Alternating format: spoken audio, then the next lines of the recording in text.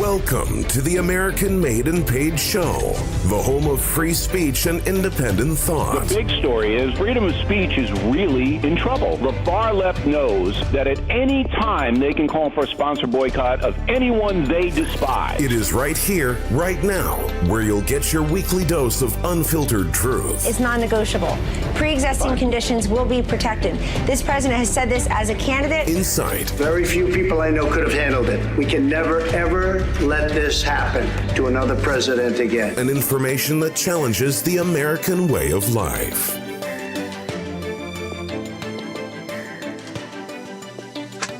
Hello, everybody. Hope you guys had a wonderful Mother's Day weekend. Zach here with the American Made and Paid Show. I'm back with Professor Dreg, and he was just getting me caught up on a fantastic story. For those of you who are worried that this is just going to remain an audio-only podcast for, ever, you're going to be very wrong on that because we do have some big ideas planned for this.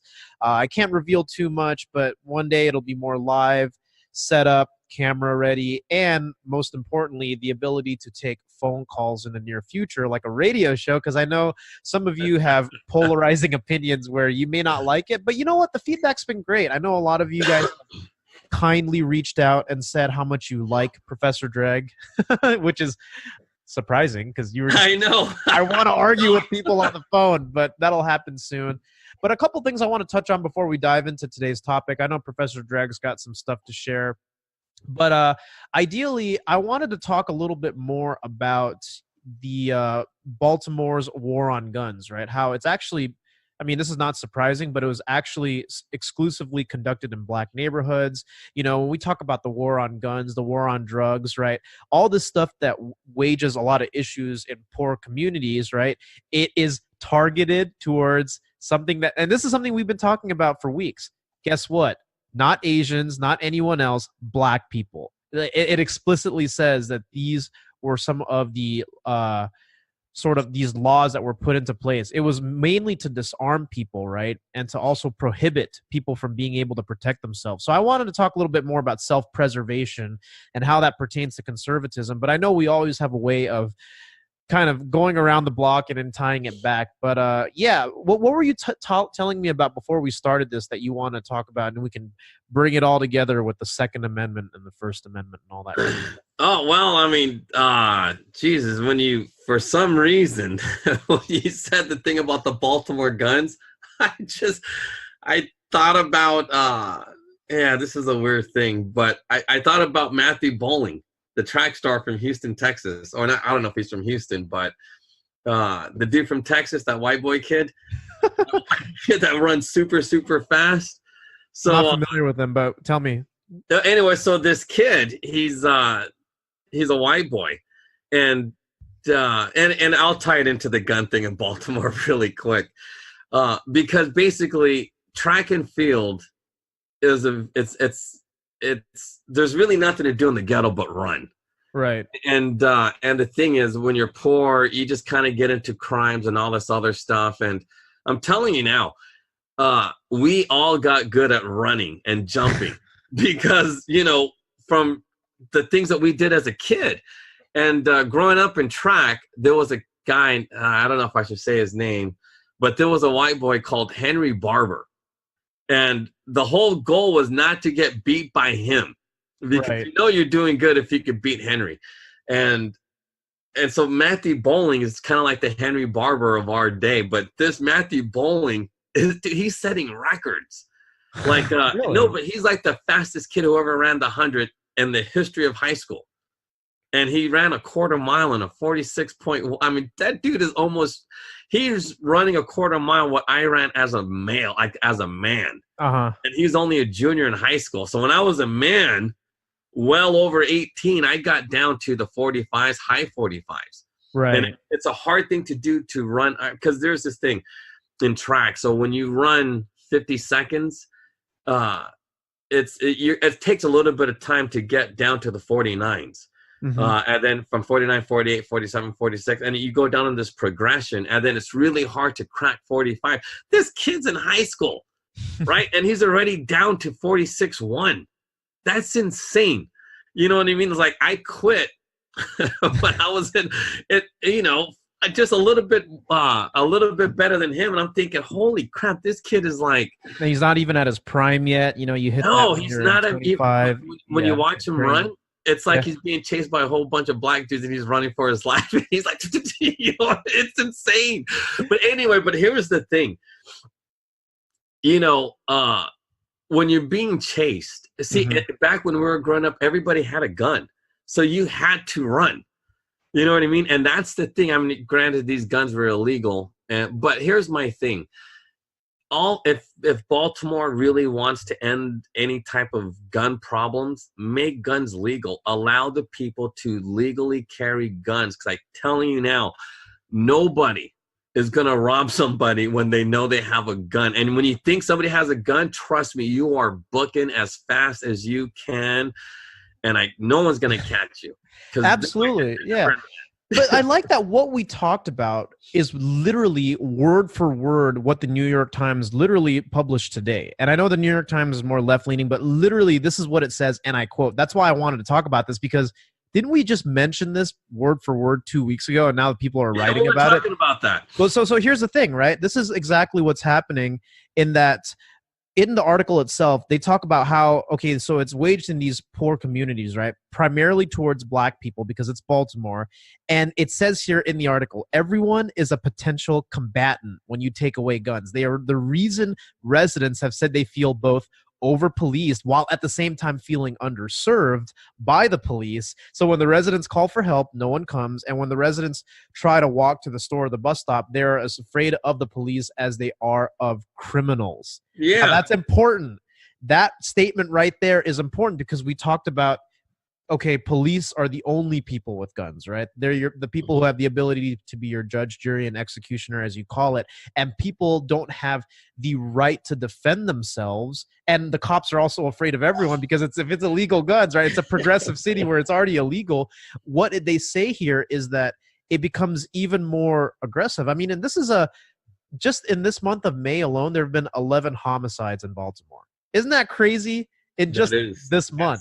That's insane. Yeah. So, but what I wanted to bring this up because this is exactly what we talk about. Exactly like when we talked a couple weeks ago about police officers and how they're even afraid to police these areas because you know that guns are illegal, right? That means anybody who reaches in and tries to protect themselves, you're immediately going to react, and you're not trained for that kind of environment. Yeah, that environment. No, but think about it. If you honestly believe a cell phone looks like a gun, that's insane. You know you're not trained properly. So, you know, right. Like in the military or people, you know, contractors, whoever, you know, there's a lot of people out there that could recognize a gun and tell you what type of gun from 100 yards away. You know what I mean? Like they know. You know, and you can totally tell, and these cops are running around not knowing what a gun is. Exactly. Or the difference between a taser and a gun. Seriously, like when they killed Oscar Grant in Oakland, come on, the guy was like, oh, it's, you know, I thought it was a taser, but it was a gun. And I'm thinking, how do you not know? That's the thing. If it's illegal, right, you have to think twice now. And people already know. It's almost like a presumptive threat because it's illegal. But if everyone has guns. No. Like this is, you got to think about this one. This is going to blow you away. Well, maybe not. But no, in Oscar Grant's situation, he didn't have a gun. He was already handcuffed. So the problem was he was kicking. He was flailing around like a fish or whatever they said he was doing to justify being tased or something. And that's my point. This cop was so poorly trained, he did not know the difference between a taser and a gun. That's the thing. We don't train our police officers to honestly know. See, look, if you're going to handle a gun, that gun better be second nature like masturbation. Because we teach these, we teach our kids how to masturbate. Oh, yeah, it's natural, da-da-da-da-da. Yet somehow, some way. And no, but seriously, like, that's something you shouldn't be doing. I mean, yeah, people are going to say I'm crazy. But if you stop playing with your penis so much, you can learn how to police somebody. You can learn the difference between a gun and a taser. That's ridiculous that he reached for, that's really crazy. That. I really want people to sit back and think about our police officers are so ill-trained. They don't know the difference between a taser and a handgun, let alone, and think if you don't know that on your own body, how are you going to tell if a cell phone is a gun? You don't know. That's why all guns should be legal. The Second Amendment is more than just militias. There's a reason why everybody should carry guns. Not only because it's going to make everybody faster. No, but it's true. I swear to God, we ran away from so many people that we wronged, but because they had guns, trust me, we ran and we ran fast. So let's talk about that for a second, right? Aside from everyone owning guns, look at communities where guns are, I guess, they're a little bit more encouraged, right? You're not going to have this same kind of, you're still going to have crime, but you're not going to have the same level of divisiveness between like poor neighborhoods and rich neighborhoods. Like what we have out here in Arizona, like granted, yeah, poor communities are still a little bit more dangerous, but it's not like cops are shooting people like they are in progressive cities. So there's almost like this expectation that not only is it okay for everyone to own a gun, but the key here that I want to get to my listeners' heads is self-policing. Everyone is now able to police their own communities. The fact that it's a gun is not the emphasis here, right? The gun is just symbolic. It's just a tool, right? That people go, oh, there's guns. Okay, so that automatically means protection. That automatically means some degree of safety, depending on your experience. Because some people think it's dangerous, some people think it's safety, some people feel safe, and that in itself, I think, in local communities is already enough. Because now people have this mindset of, okay, well, if we all have guns, right? And you're talking about running as fast as you can. There's a flip side here, and this is the thought: people are able to self-police. People are able to say, I'm not going to call the cops, get off my property, or I'm going to go get a gun. And that's how it was in the 1800s. It was like, you don't belong here. Show us, it's like, hey, you treat us with respect, or we're going to go get the sheriff, and he's got to. No, I'm serious. Like, that's a primitive example, but it's true. It's like if a stranger came to town causing a ruckus, right? People would be like, dude, that's not how we do things here. Get out. We've got order here. We've got rules here. You don't just come here and cause a ruckus in our town. And then they have guns. But then if needed be, right, and something went down or a duel happened or someone got shot, then they'd go get the sheriff. But people solve things on their own turf. So that's what I want to get at is humans haven't changed. We can still – it's not just about self-preservation. It's about self-policing. That's another thing I want to talk about. Well, but here's the thing, too, because a lot of people believe that if we self-police, we're going to be shooting everybody. But the thing is like this, like when we would run away, the guys with guns, they just laugh like, man, we made them boys run. We got them running. We got them running. But that's the whole point. That's the point. Making us run. Because we're just boys. That's what progressives need to know. It's like, what would you rather? You want to get bad people scattering, or do you want people just to be shot because they're just ill-prepared and don't know any better? I would rather have people who are messing with you just start, hit the road and start running. Well, okay, but here's the thing. This is human nature. Like, I believe conservatives, especially gun owners, and I've seen this not all the time, but in many, many, many times. I've never seen somebody shoot a kid just for theft or something like that. You know what I mean? Yeah. Usually they just want to scare the heck out of them. As they say, scared straight. And it actually really has happened to us. We never learned. But my point is this. Never learned. No, we never did. We never learned. We just kept going. But here's the reason why. They never shot us, or, they threatened us, but they never shot us. And here's why. Because the conservative people always knew and understood that, hey, look, we're just boys. This is how boys behave. That's why they need strong male figures. Mm-hmm. Eventually, they'll get it straight. But if not, they'll end up dead or in prison. And we'd always get that lecture. That's right. That's right. This and that. You want to end up dead. You want to do this. You want to do that. And I'm like, but you're absolutely right. Even just from upbringing, like I know not all boys are like this, but man, like if you knew some of the people I know now that are very upstanding, very strong, like good, positive role models, like men, right? When you hear about their upbringing, what were they doing? They were causing a ruckus. They were causing trouble. They were like breaking stuff, and like, but it's the truth. It's what boys do when they're young, dude. Me and my brother would fight. And I don't think, and my parents never intervened. It's like we would actually, I mean, if it got crazy, you'd be like, all right, stop. But it's like roughhousing, that's what kids do. Like, you know what kids do between the ages of like 4 to 11? They wrestle. No, regardless of what people say, you're not actually trying to hurt each other. Kids wrestle, dude. I used to duke it out with my cousins, with friends. We would actually do that. Like, sometimes it would happen even at school, right? Where people just start grabbing each other's shirts and wrestling. No one's actually trying to hurt anybody, but sometimes that's what men do when they're young. It's just like you do have something to prove, right? You don't want to be the laughing stock of your group. And that's what kids do. Now that I think about it and I reflect on childhood memories, I'm not even somebody who likes to fight, but fights are not the same as wrestling. Boys wrestle just like dogs wrestle. And I hate to compare it to dogs, but no, they all do. All animals do it. Young boys, right? Maybe not girls, but young boys wrestling when you're between the ages girls don't do this. Yeah, girls don't do this, but boys roughhouse, and you got to let them duke it out. Like, just let them freaking like I remember when my mom would be like, stop them from doing this. It's like, and then you hear the dad, it's like, that's just what they do. Let him figure it out. If he hurts himself, then he learns a lesson.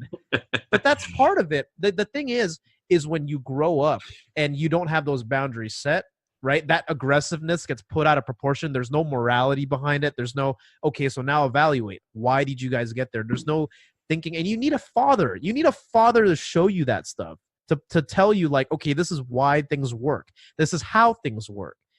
That's the thing. If young boys didn't have that, it's almost like you're in arrested development with your childhood-like aggression and stupid tendencies is what I call it, right? Because it doesn't get put into check. That's how you end up dead or in prison or on drugs. Yeah, and then the ultimate would be the ultimate goal. Or I don't want to say Endgame, Avengers Endgame, but like the ultimate goal would be if you could stop. See, because here's the thing. Let me rewind. And this is why I love Savage. I will give Dr. Savage all the credit in the world because like I really follow him when it comes to his plants, how his studying in botany, his knowledge of pharmaceuticals. I mean, I might not know much about his politics other than he's conservative, but people have to pay attention to what he knows as a medical expert. Right. As a medical expert, and this is really real. We don't want our boys to be boys. We want all these gun laws. We want all of these things. Yep. Because it is just another way of pushing pharmaceuticals. Because that's a good point. That's an excellent here's the point. thing, like when you see two boys wrestling, what do you call that? ADD. Oh, we got to put them on some sort of exactly mind altering. And I'm not kidding you. Ritalin is a mind altering drug, just like marijuana. It's the truth. It's like, it was funny because I was, just going through some of Savage's stuff, and he talked about the Mandarin people. I'm not kidding you. He did. He was talking about opioids and stuff like. I'm telling you, he is spot on. I am because not that I need validation, but it's sometimes you want to know what other people think. And he does. He thinks like you do. He's well. I bet you he's a greater thinker than I am. Because you got to read that Healing Children Naturally. Like if you read his stuff, it's pretty amazing. Yeah, I'm gonna buy it on Amazon if it's on there. Yeah, no, but it's good for kids too. Like it's like if you want kids to poop, he got that. And the thing is, dude. So here's where it ties back into a degree of conservatism. We have gotten by and lived long, healthy lives, right? Now, here's the thing. Aside from pestilence and plagues and all that, we get it. But as a whole, the types of diseases that we have now were not naturally occurring diseases. We created some of those diseases because of bad practices, bad hygienes, and pharmaceuticals. Because here's the deal. When you try to, say, fix an infection, right? Or you've tried to, like, for example, think about how vaccines are made. They're made because you infect a horse with the disease, right? And the body produces antibodies, and that's how you produce the cure, right? That's generally the idea. I'm not a medical guy, so I don't know much about this, but that's how antibodies are made, right? It's like your body has to have the white blood cells and the immune system fighting it off. And what you're doing is you're giving yourself a little bit of it, but just enough so that your body can overcome it. Let's think about that from a conservative perspective when it comes to self-preservation. What are our bodies designed to do? Fend off attackers and heal by itself. That's the key thing here. I think that, yeah, that's a blanket statement, but with the introduction of all these like antidepressants and all that, like when I was living in a progressive city, when I was living in Oakland, literally the first thing that people would say if you were depressed was, okay, automatically go see a therapist. Something must be wrong with you. And from there, the therapist would say, okay, I'm going to put you on some kind of medication where your serotonin levels will get, elevated a little bit because maybe you have that, and that was the norm. That was the norm. People in progressive cities are depressed as they are. Okay, when I lived in Oakland, I got to say this, man. I think a solid 80% of my friends, all on some kind of medication, all on some kind of antidepressant. And believe me, I've suffered from depression. I've had debilitating depression where it's your mind is just in a pit and you can't even get out of bed. You don't even want to take a shower. Like, I know what that's like. And I can say with certainty that, and this, oh dude, now you got me acting like you. This goes back to the 12 step too. Like, cause it's you are overcoming it, right? You are like through behavioral modification, function analysis, you are putting in place antecedents, right? And consequences for your actions. That's how people who overcome these things naturally overcome it, is because you give yourself a reason to pick yourself up, right? And then you reward yourself or you reinforce your own behavior.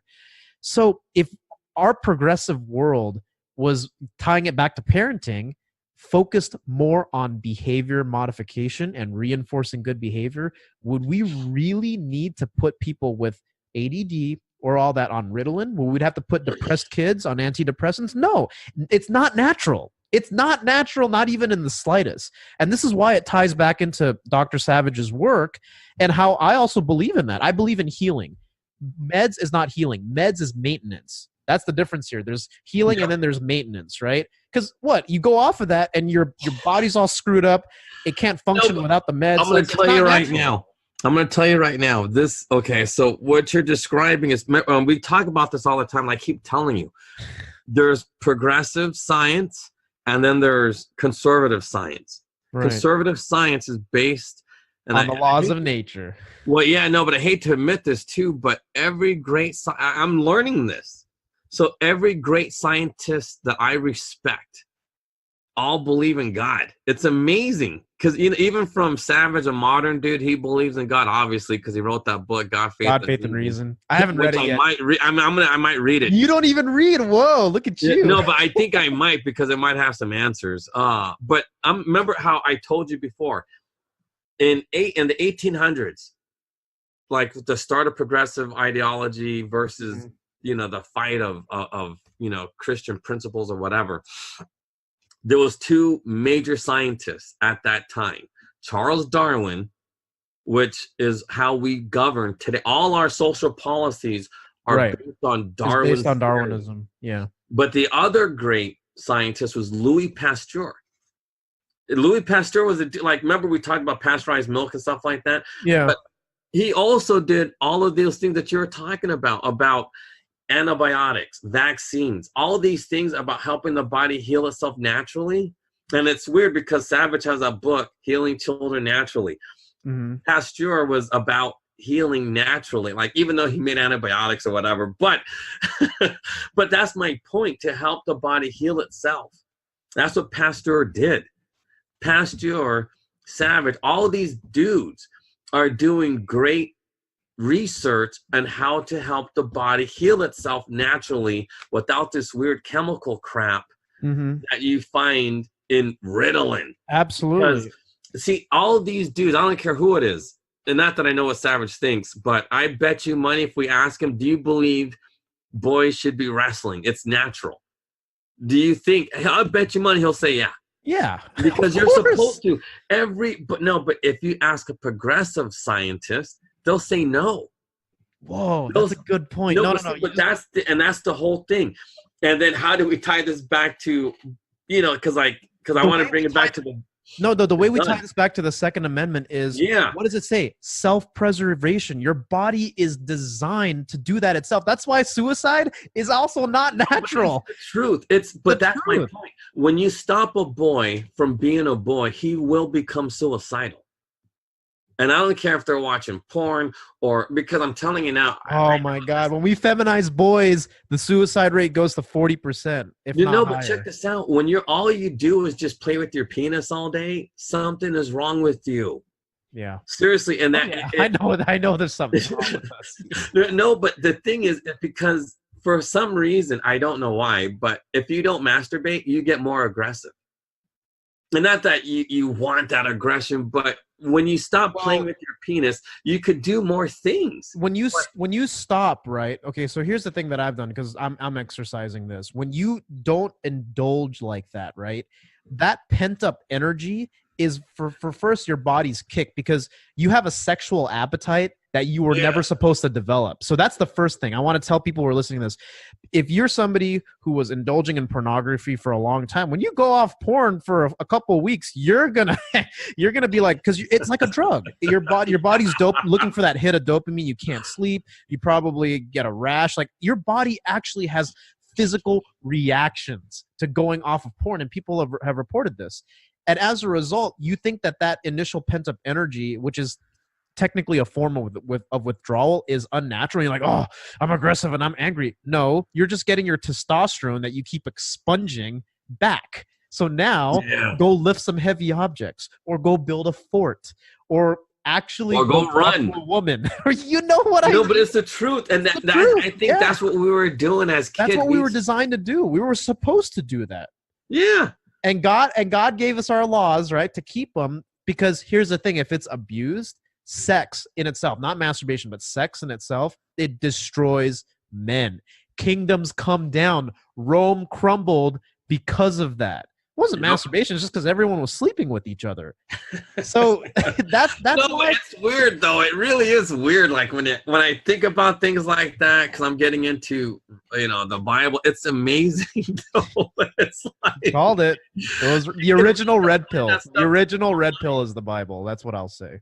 No, but it's but that's why I believe, like, because like the whole thing with the Mobius, it's because like we always joke about it because it's a Star Trek thing, right? And the whole theory of the Mobius, how time becomes a loop, but it's but I'm telling you now, because it's amazing. Like, if you lived your whole life and then you read the Bible and then you see how it just repeats itself over and over and over again, I'm thinking, how can time not be a loop? How can it not be circular? There is no such thing as infinity or it because it starts at one point and it goes a full 360 and then it starts again. But then the difference is, do we learn? Do we learn from our past? Do we learn from our mistakes? And the answer is, of course we don't. We still haven't. Look what's happening in Baltimore with this stupid gun laws. But it's the truth. It's like, how did these guys not know? How did they not know to train their cops to make guns legal? The mayor controls the police force. Obviously, they're not going to educate them properly. Higher kill counts is what they want. Yeah, but my thing is, like, I understand all of that. But my point is, but then it comes back to, I believe this is a failure on Christian leaders, because Christian leaders in quotes. Yeah, well, because think about this, and it goes back to Pasteur is a real scientist because he did it the right way, and his discoveries still help us to this day. Darwin was full of it, There's nothing, but he's celebrated as if he is a god. They celebrate Darwin like he's no one's, like, man, they celebrate Darwin. I can't even describe how disgusting it is, but it's the truth. They celebrate this man, and they hate people like Pasteur. Oh, vaccinate, and but there's a big anti-vaccination movement. There's a big movement for all the boys are ADD. Are you kidding me? Mm-hmm. Every boy is like that. I don't know a boy who is not like that. Even the gay boys, because even though they're effeminate, but the reason why, like, we go back to the suicide rate. The reason why they're effeminate is not from not being aggressive. It's being aggressive in the wrong way. And that's the thing. It's like, because fighting's dirty. I told you about that one fight I got into with one of those karate. And then he grabbed my dick. But instead of grabbing my nuts, he grabbed my penis. And, I'm thinking, but the thing is like this. There's a lot of grabbing down there. I've had people try to grab your butthole. You know what I mean? Like, but that's what people try to do, because it's like when you're desperate, like Mike Tyson bit off the dude's ear. Yeah. Things kick in. So what do? Grab for the balls. You grab for, put your up their ass. You know what I mean? That's what people do in a real fight. So, when you're effeminate and you do things in that way, it makes you feel really bad. Because, come on, you got to, and I even told this dude, I was like, dude, come on, really? I said, that's some gay stuff that you did there.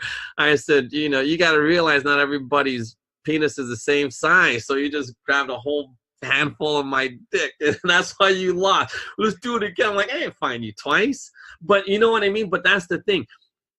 I've shamed him, because it's kind of like that movie, Waiting, when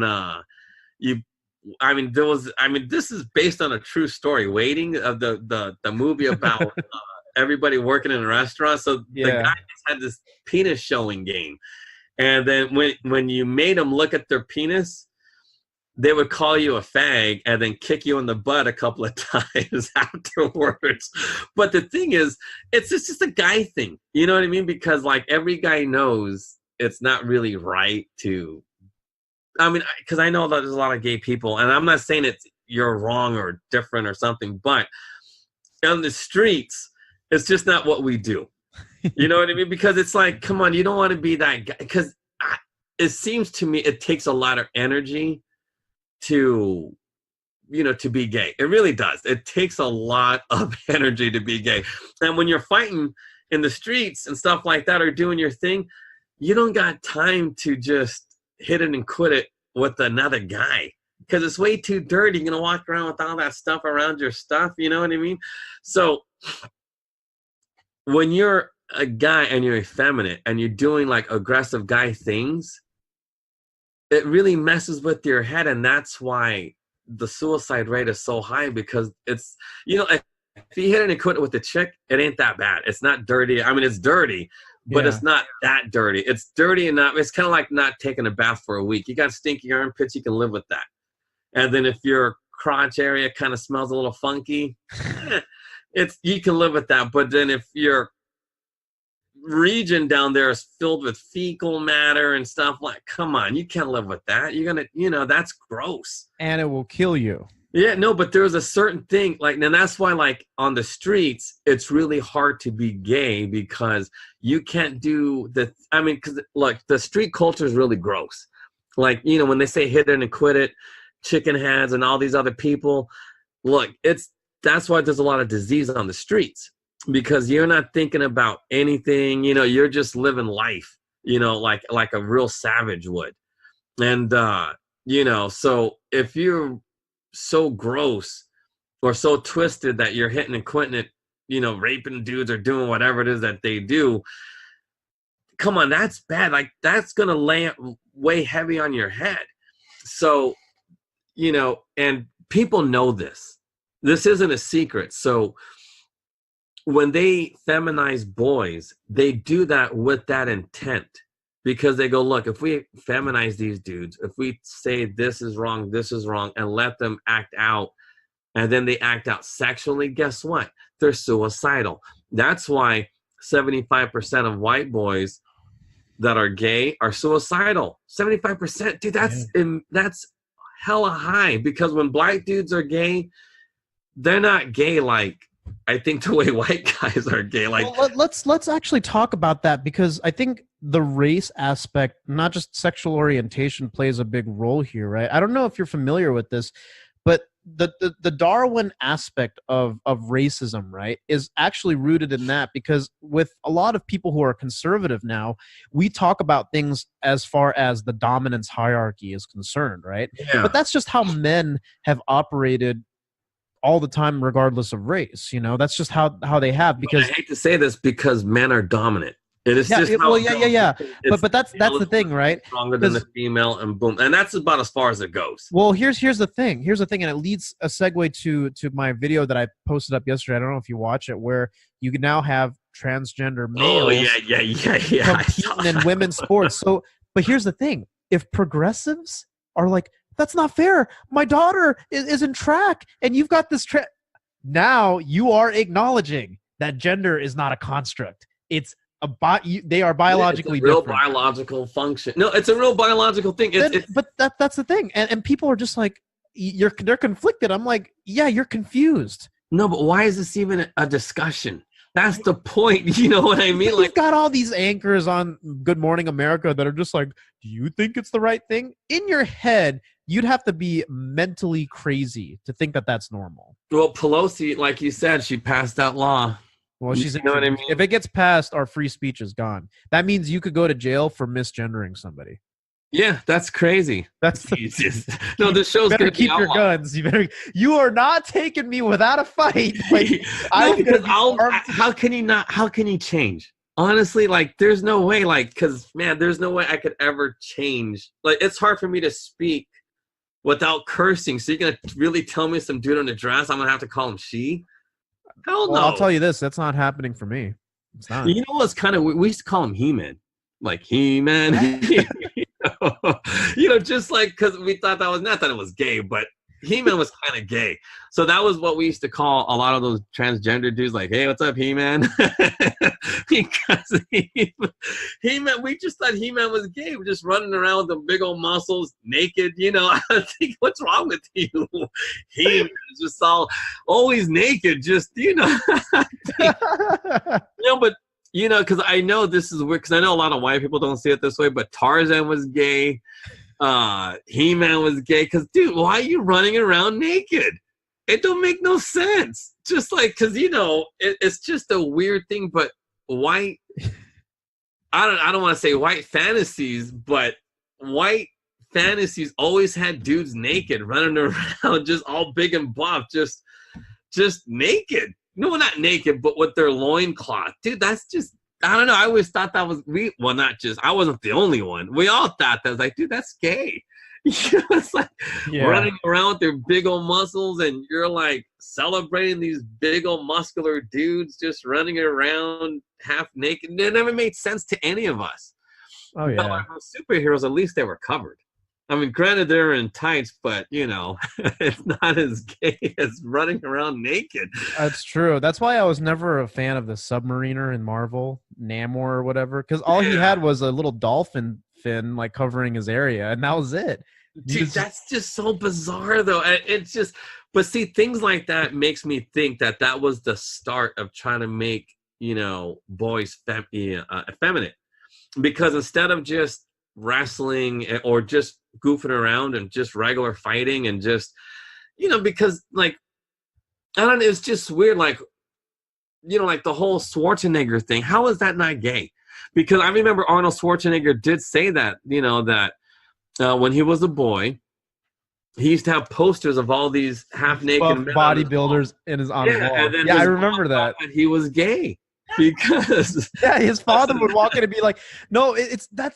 Oh, you mentioned that. That's funny, because I remember hearing that somewhere where it's like, why do you have all these pictures of men that are just flexing like on your wall? Dude, that's hella gay. It's like, I don't want to see that. That's weird. But that said,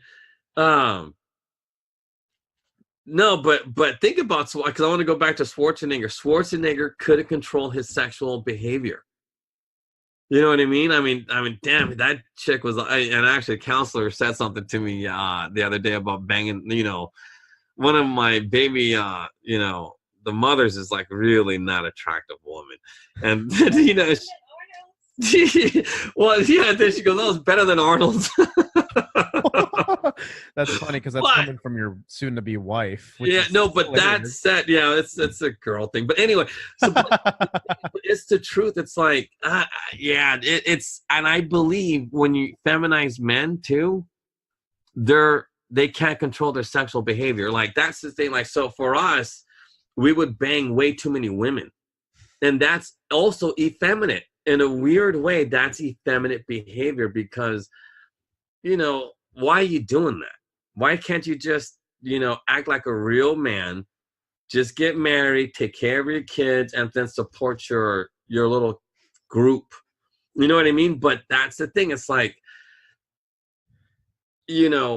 having too many women is also, I don't want to say gay because, gay is supposed to be, but it's kind of like, dude, what's the next step? You're going to start banging dudes or dogs or sheep?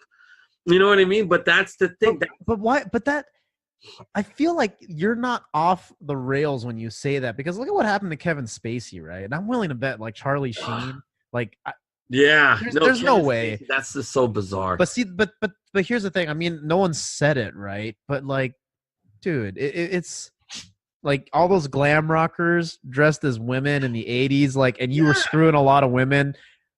Yeah, I think there's more to it. I mean, same thing with Prince. Look at Prince. Yeah. Prince, I love Prince to death, but and he was a Christian. He was a Christian dude. He wore makeup, banged a lot of chicks, and they ended up killing himself with drugs.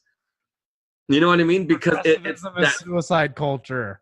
No, but that's my point. It really is all of this stuff. See, because here's the thing. I'm telling you now. And Anthony Bourdain is the same way. He had a freaking feminist of a crazy wife girlfriend. It's that girl, Asia Argento, one of those Me Too girls. That guy killed himself. Yeah, and I hate to say things like that, but it leads you to death. Yeah. And too much sex leads you to death. But that's what they want. They want you, these people on the left, they want you to be super sexual. But because I'm trying to think, like, and I go back to my coach. I honestly never seen him with the girl. He only liked this one, like, one of the teachers. Like, one of the teachers at my school was at every single meet. She was at all the practices, and she would just sit with her, some girls, that she may or may not, I don't know what the girls do, but whatever they were doing on the stands is what they were doing. But every single day, but they never kissed. They never did anything.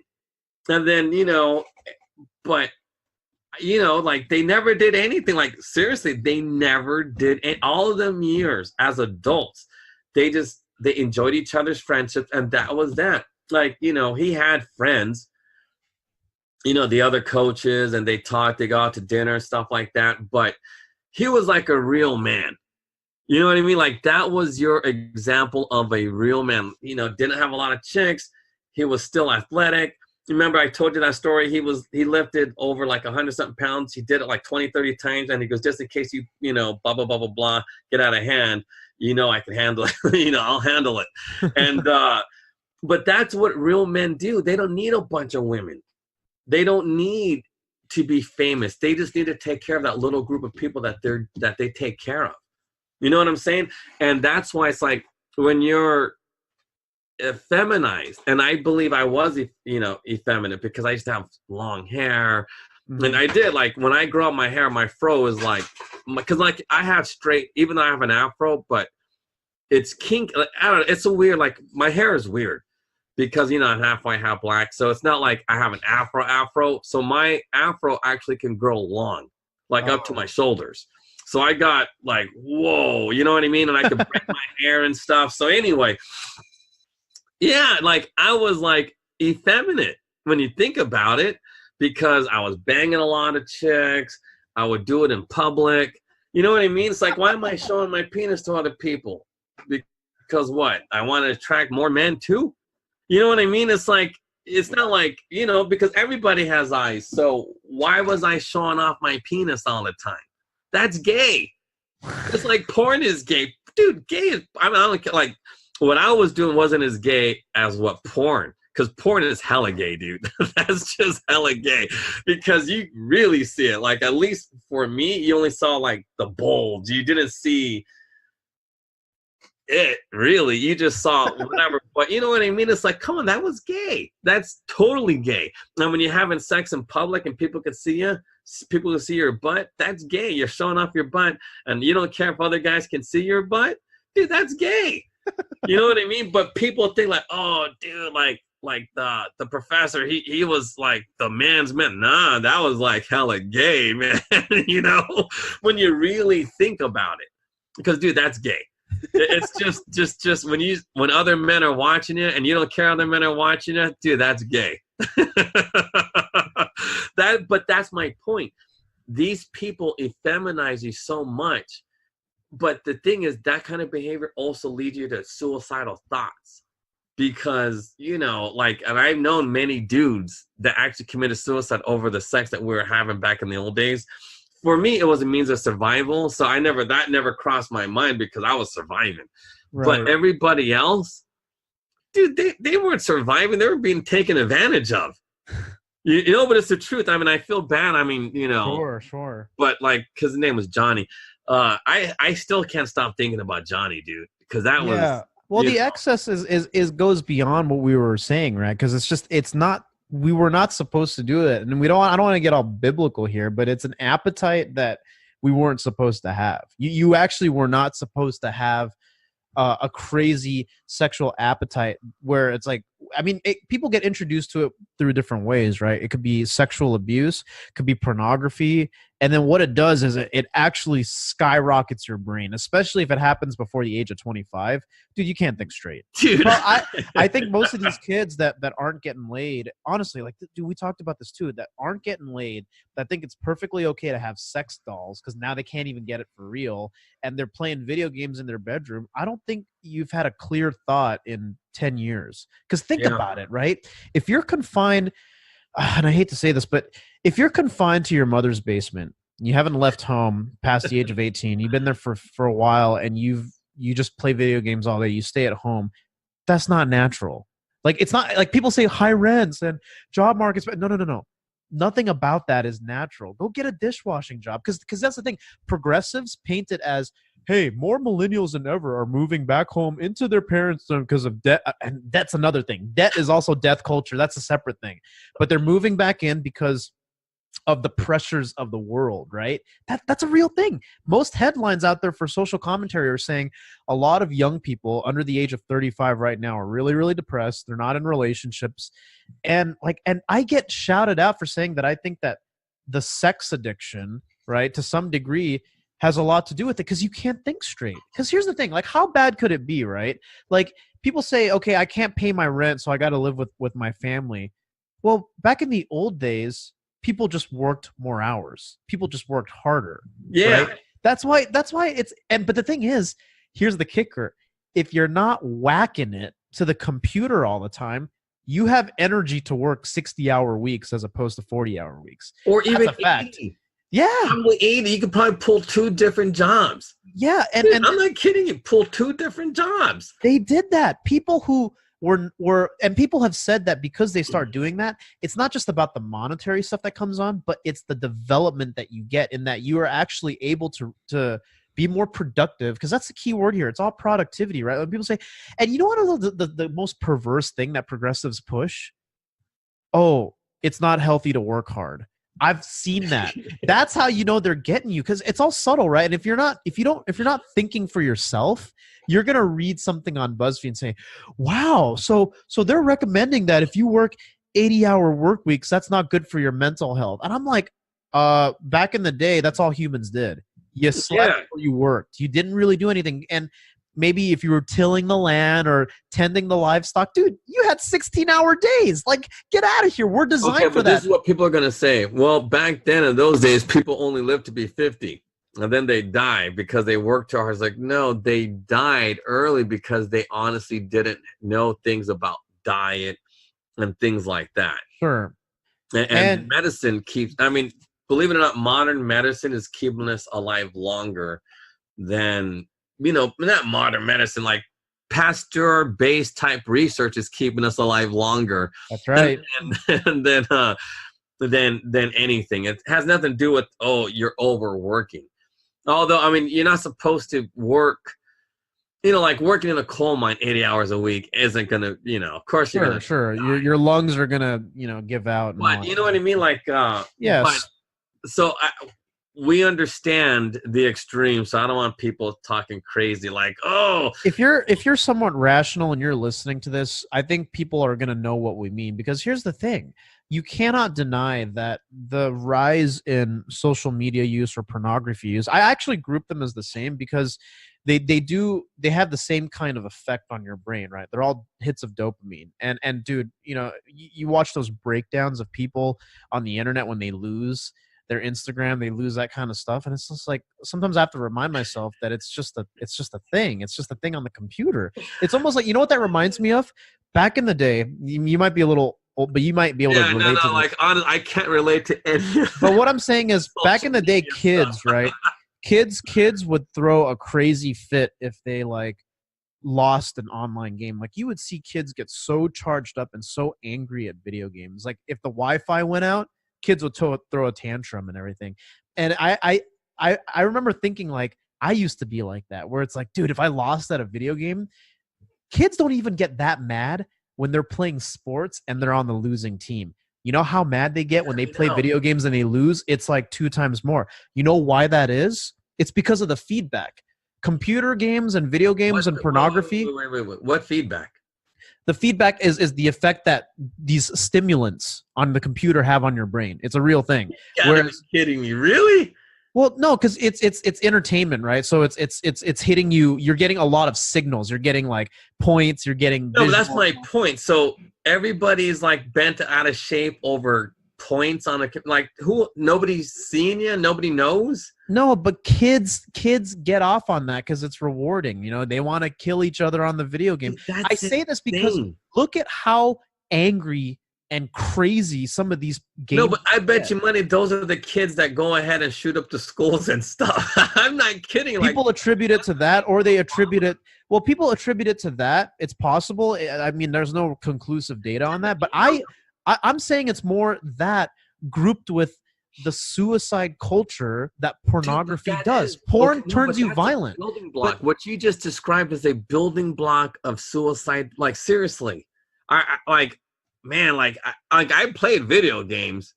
Like you play Street Fighter. It's not the same now. It's because but that's what I'm saying. No, yeah. That's what I'm saying. It's like, dude, that's insane. Like, remember when our parents used to say things like, "Oh, we played video games and we watched movies like RoboCop and stuff, but I would not let my kids watch the movies now." Like, that's kind of crazy, but there's some truth to that. We've become desensitized to violence. We've become desensitized to sex.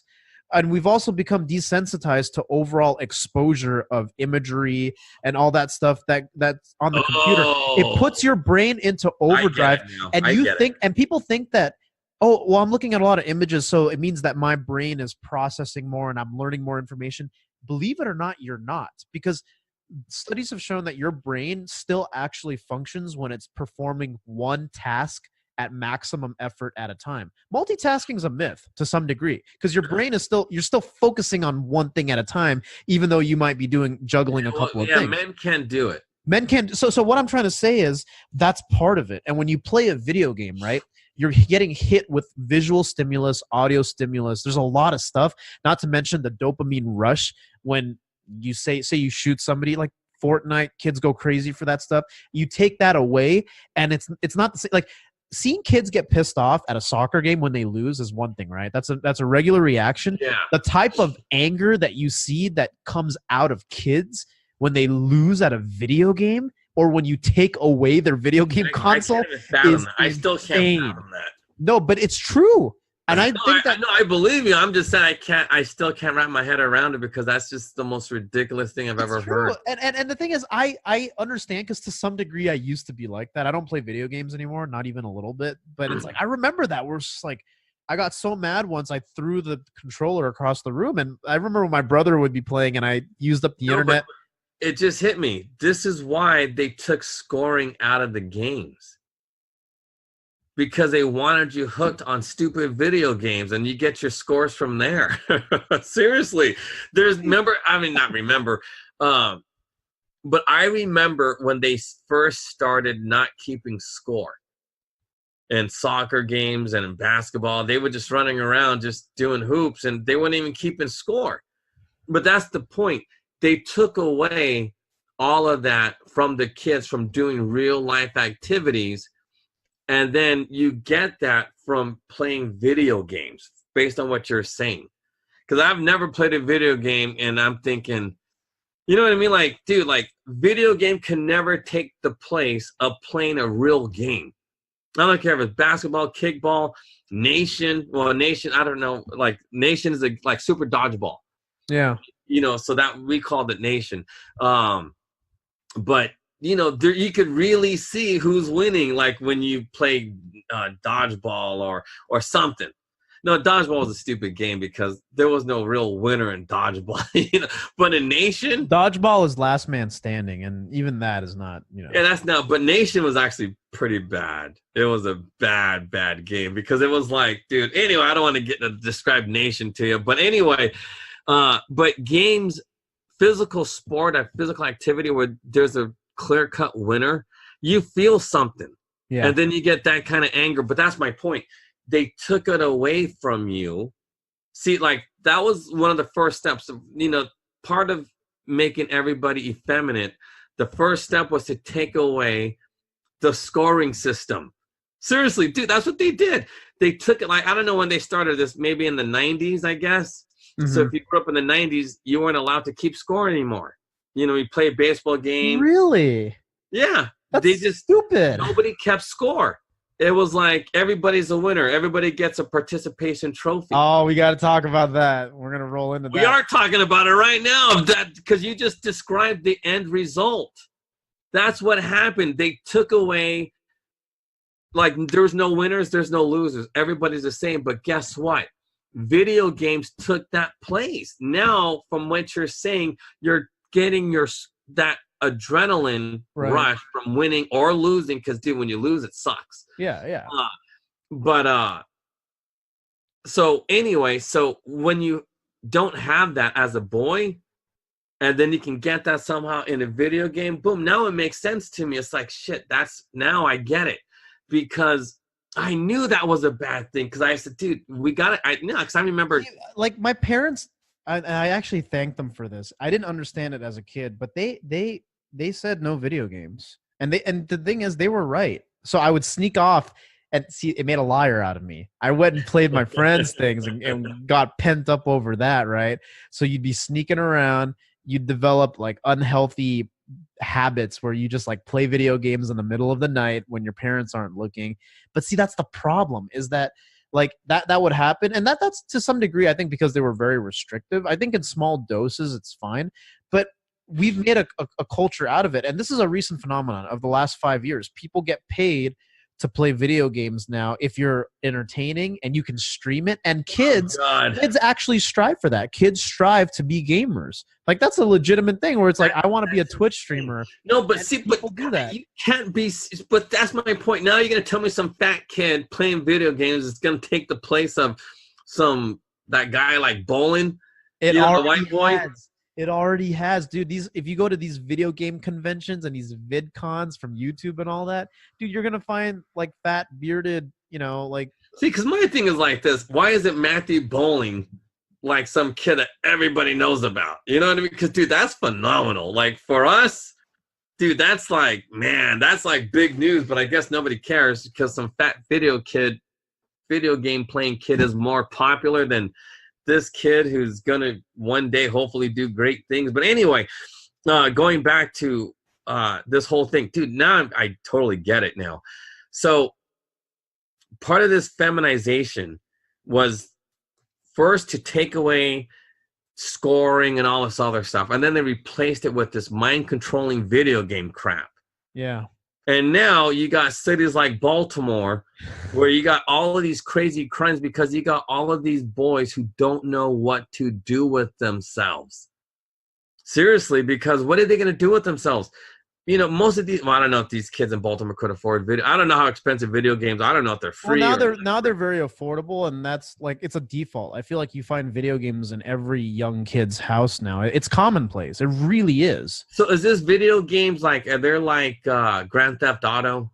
Yeah, of course. Yeah, so that's the thing, because well, I've never played it, so I really don't know. But my dad had opinions. My dad's in his 60s. He said Grand Theft Auto was evil. I think at one point when I was because it is. Because they even make a joke about it. Like in The Big Bang Theory, Leonard made a joke like, well, you know, I always because I guess the you got to do something bad to a prostitute. And then so Leonard goes, well, I don't do that. I just give them money. And then, you know, or something like that. Because I don't know the game. But I guess you can give money to a prostitute, but you're supposed to rob them or run them over. Yeah, so it teaches kids to be criminal. I mean, you are a criminal in Grand Theft Auto. You're trying to avoid the police. You're stealing cars. You're like doing drugs. But see, that's a good way to kind of like segue into our next segment. So guys, we're gonna keep talking, but I'm just gonna wrap this up for this because we're gonna segue into another thing here. So thanks guys for listening, but stay tuned for the next one. Oh shoot, I wasn't done, but that's all right. No, but we're still talking. Yeah, okay. No, because I want to divide it into two episodes. Yeah, 2 sections. No, but you have me going now because dude, like now I'm not that I'm figuring things out, but see, because I'm telling you now with this progressive ideology, it's all connected. These guys, this is social engineering. What we are speaking about is social engineering. The thing in Baltimore. Yeah.